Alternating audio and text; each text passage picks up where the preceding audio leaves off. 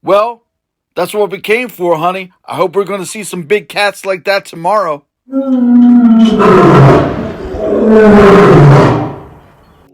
Welcome back to my animation channel. Thanks very much for joining me. In this video we're going to cover how I worked with the voiceover talent in my movie The Paint on Safari. Once again, if you have not done so already, please go ahead and subscribe to my channel.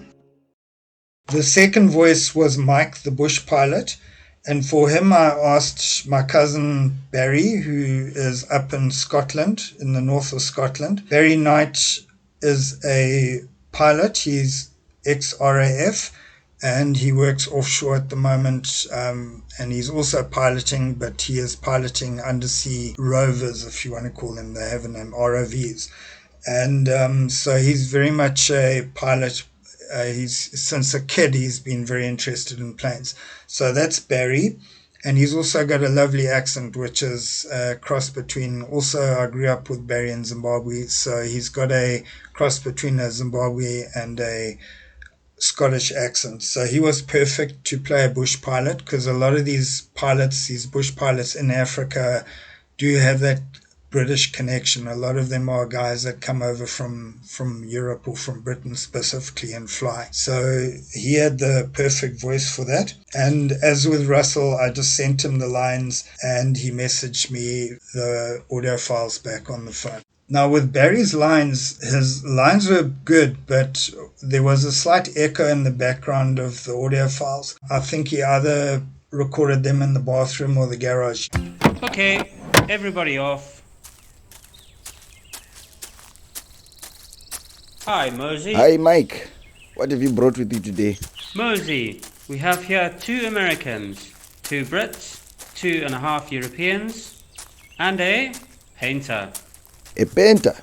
I don't ask questions, just deliver. And I just pick up. Oh, well.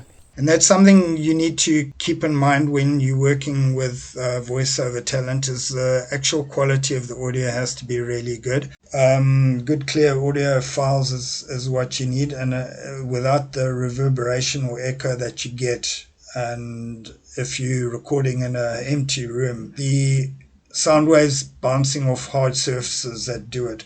So what you need to do is fill the room with material, with drapes or with curtains. And funnily enough, one of the best places to record audio, apart from in the professional studio environment, is in your closet or the cupboard, where you've got lots of clothes hanging there. That's apparently, I'm yet to do it, I may still do it, but apparently I've heard from guys who do this that it's perfect. There's absolutely no reverb, no echo in the closet.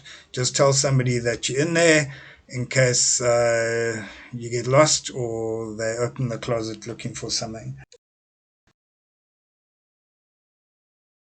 Once again, thanks very much for joining my channel. If you haven't already subscribed, please go ahead and subscribe, and hopefully I will see you around here again soon. All the best.